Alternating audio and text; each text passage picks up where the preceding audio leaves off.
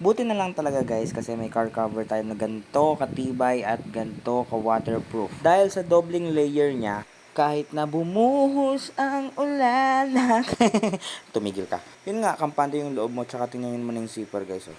At saka ayan, kahit tignan nyo guys, kakapain ko yung tuyo yan. At saka syempre sa mga gantong old model na sasakyan, medyo kailangan natin ng konting ingat.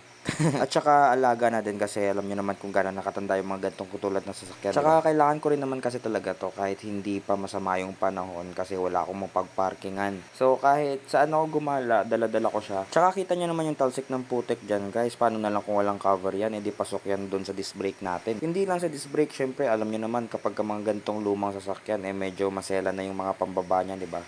Pang ilalim pala, sorry. Kaya kung gusto niyo maprotektahan yung sasakyan nyo guys sa kalawang, acid rain, na isa talaga sa mga dahilan kung bakit nasisira yung kulay ng pintura natin. At saka para iwas kalawang na lang din. At kahit na siguro na meron akong mapagpaparkingan itong kotse natin, feeling ko bibili pa rin ako nitong car cover natin kasi napaka worth it niya guys. Yun nga kasi dahil sa doubling layer niya, kahit saan ka pumunta, kahit sa ang open area na parking lot mo siya iwan panatag yung loob mo guys. Umaraw man o umulan, pagbalik mo sa iyong sasakyan, paniguradong safe at tuyo siya. At nga pala kahit hanginin niyang cover na yan, sa quality ng garter niya, paniguradong higpit siya katulad na lang ng paghigpit sa'yo ng girlfriend mo.